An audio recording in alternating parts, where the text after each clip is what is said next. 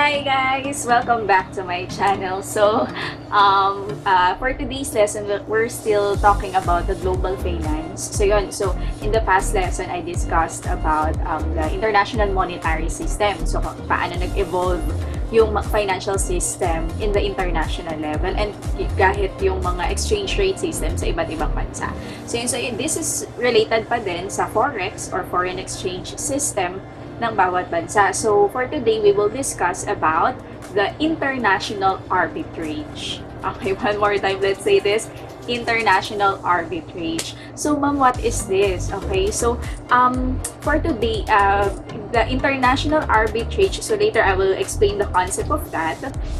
I will also explain the conditions, ano yung mga pangyayari that results in, so there are three types kasi ng arbitrage. So it's locational, triangular, and interest arbitrage. So ano yung mga kondisyon na nangyayari para yung mga tao or yung mga traders, forex traders to be specific, ay nagde-decide to do kung ano yung uri ng arbitrage na papasukin nila.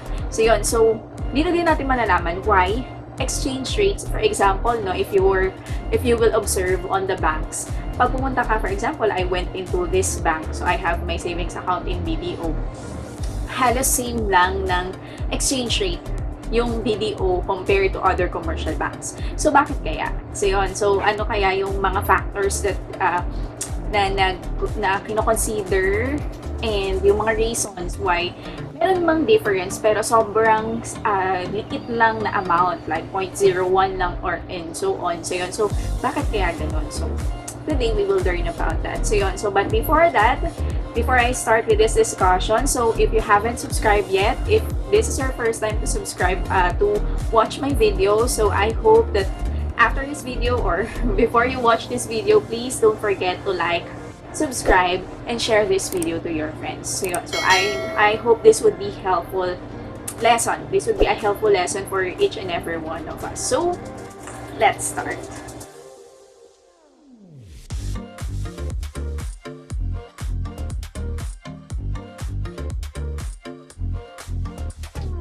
So let's start our discussion by defining what arbitrage is. Okay, so I will provide the meaning on the on the caption.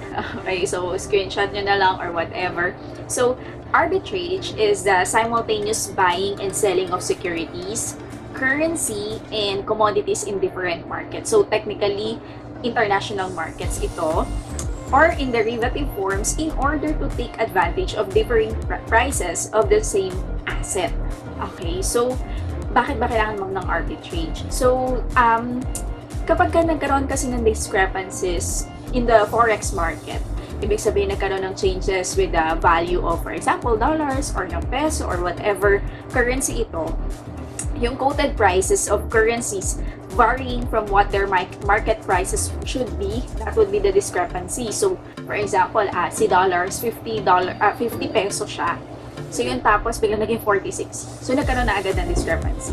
Okay? So, yun. So, if there is a discrepancy, then a certain market forces ay kailangan mag-realign ng rates nila. Especially if the business is all about forex trading. So, yun. So, yung mga bangko, yung mga Western Union, ayan, yung mga nagpapalit ng mga peso to dollar, dollar to peso, or whatever currency iyan. So yun, they have to realign their rates. Ang tawag doon sa realignment na ginagawa nila ay arbitrage. Okay, so arbitrage is also defined as capitalizing on the discrepancy, or parang in layman's term, we take advantage of those discrepancies in the quoted prices by making a riskless profit. So, mas lesser yung risk compared to yung mga short-term trading and so on. So, yun. So, in many cases, this strategy or yung arbitrage, it involves risk pa din naman, pero konti lang, and it does not require your funds to be tied up or matulog yung pondo mo doon. So, yun. So, later we will discuss about that. So, one specific example of this is, for example, yung mga vintage clothing or ukay-ukay. So, yun. So, usong-uso ngayon yung ukay-ukay. So,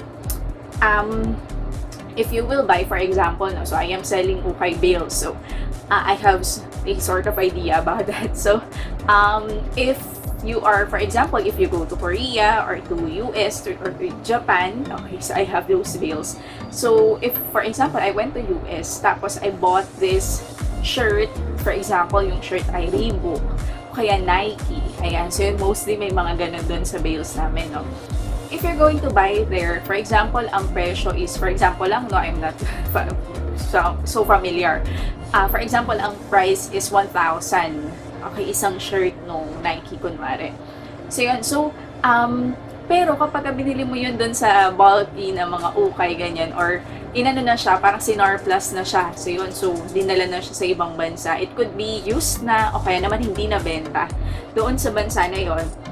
You can just pay for it kahit 100 pesos lang. Medyo mahal na yun. So, siguro, kung bago pa talaga, kaya ng mga 150, 200, gano'n. Pero okay na din, compared to 1,000 pesos. So, yung discrepancy na yun, okay, we can take advantage of that, right? So, yun. So, kasi, compared to 1,000 pesos mo siya mabibili, to 100 pesos na lang, or 150 or 200, kahit magkano ba yung basta lesser than 1,000. There's a discrepancy, there's a difference in their price, therefore, we can take advantage of that. We can also call that as arbitrage. Alright, so yun. So, in global finance, so yun, so we have the three forms of arbitrage, okay? First one is locational, second is triangular, and third is covered interest arbitrage. So, let's move on. So, let's not talk about the ukay thing, no, or the vintage clothing thing. Here, we will discuss the foreign exchange, okay, the currencies, okay? So, yun yung pag-uusapan natin na ibebenta at bibilhin dito sa discussion natin. So, yun. So, let us start first with the first one, which is the locational arbitrage. So, ano kaya ito, ma'am? So, yun. So, locational arbitrage is the process of buying a currency at a location where it is priced. So, kaya siya locational. So, yun. So, and then, immediately selling it and at some other location where it is priced higher. Okay?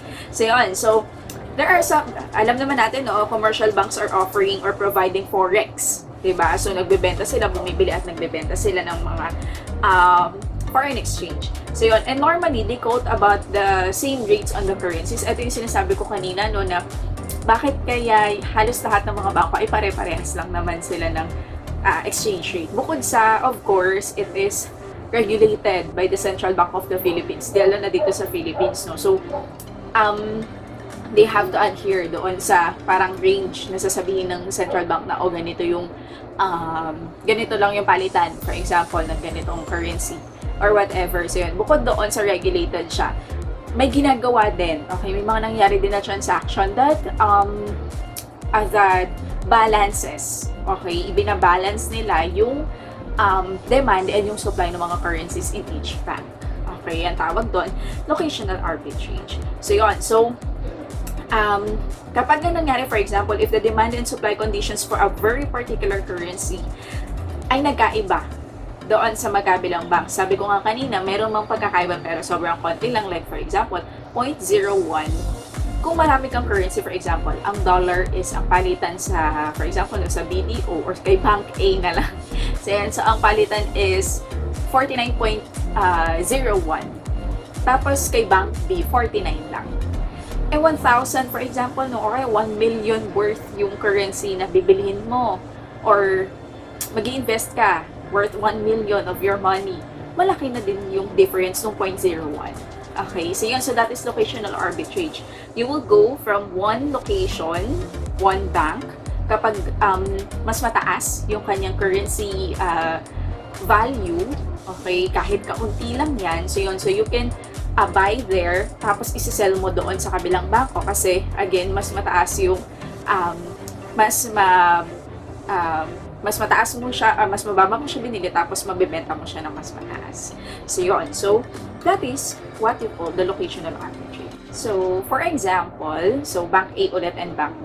Okay, so, si Bank A, both of them are serving or they provide forex market or forex services, okay, by buying and selling currencies. So, assume that itong bank na ito is both willing to buy currency for exactly the same rate at which is willing to at each they are both willing to buy and to sell the currency, particular for example pounds. Okay, so for example ang exchange rate na kinote ni Bank A ay willing silang bumili ng pound by 1.60.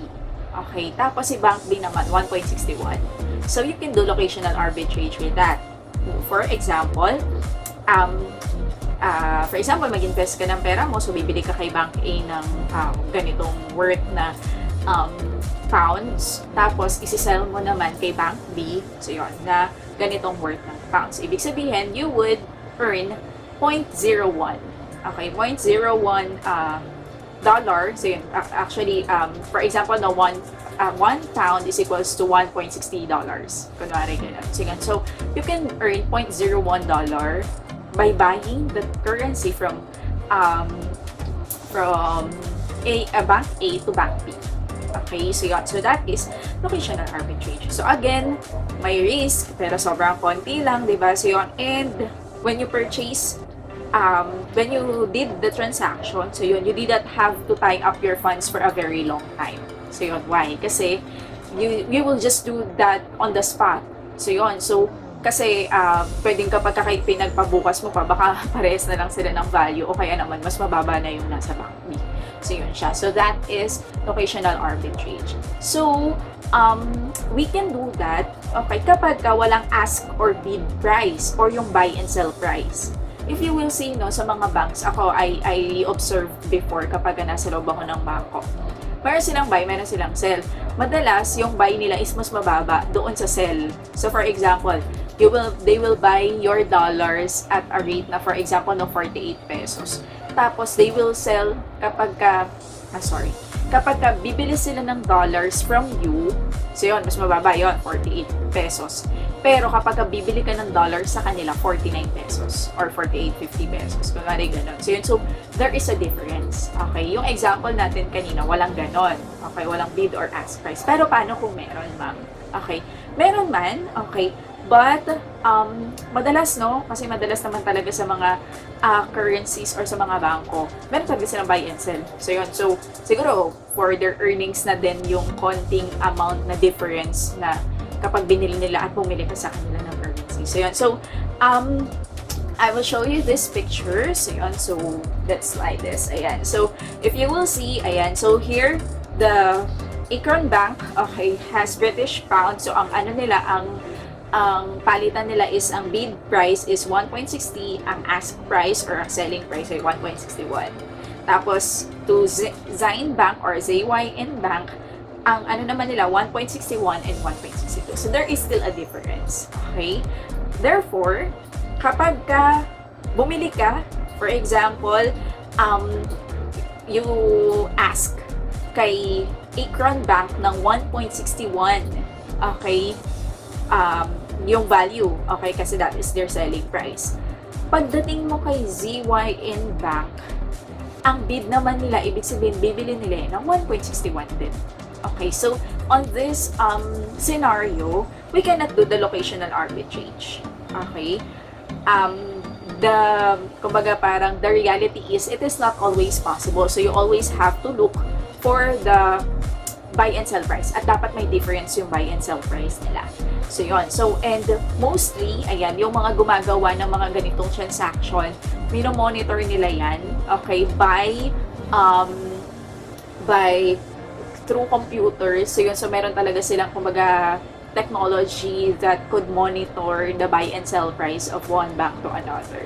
So yun, so again, you can use locational arbitrage kapag meron kahit significant or short difference lang between the bid and ask price ng bawat company or bawat banks.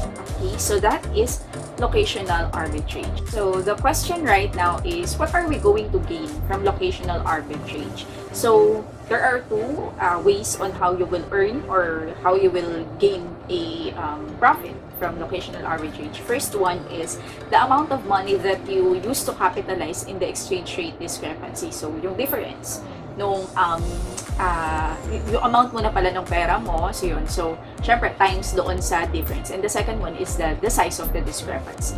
So yun. So, and another thing nga, yun nga, dahil there's a risk siya because your money or your funds will not be tied up in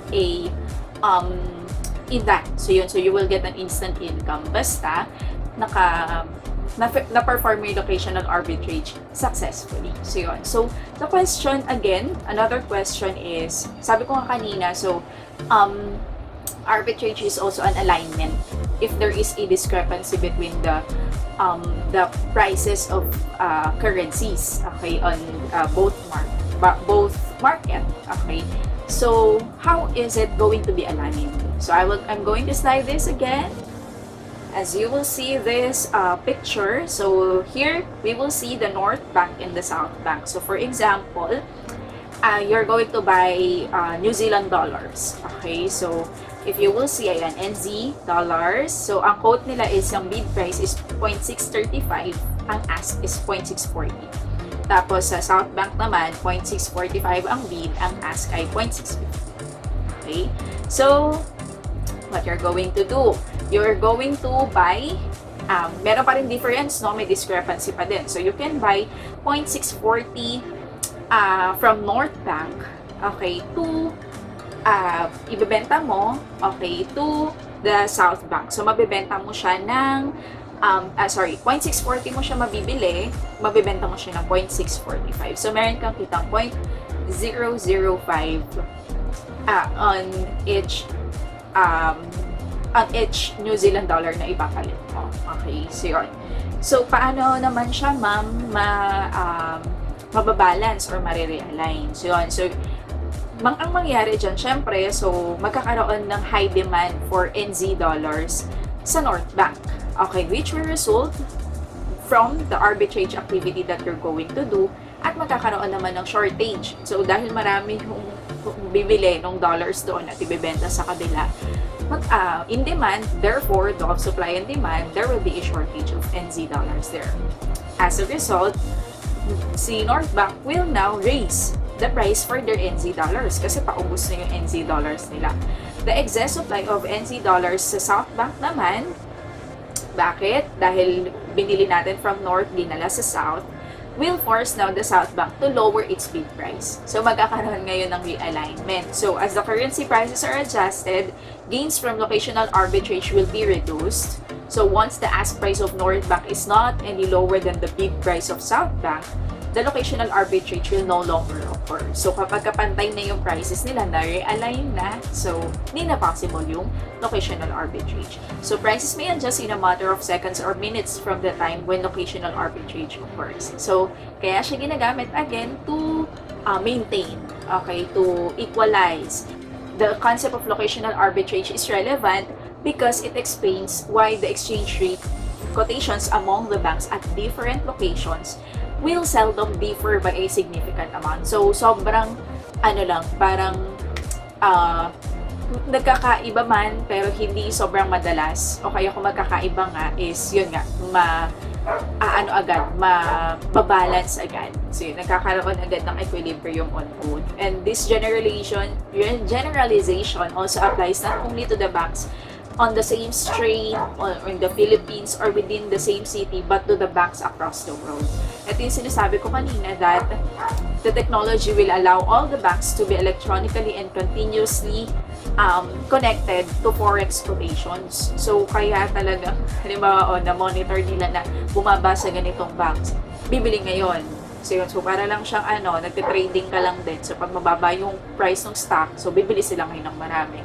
Therefore, tataas yung demand doon, medyo tataas na yung presyo nila. So, yun. So, they can also detect any discrepancies. So, in real time, and then magkakapitalize sila agad on those discrepancies. So, yun. So, and through this technology, through the locational arbitrage, nalilesen or na papantay, nagiging pantay ang prices among the different places or among the banks across the world. So, yun. So, that is for the locational arbitrage. So thank you so much for listening. See you on my next video. I will discuss about the triangular and the covered interest arbitrage.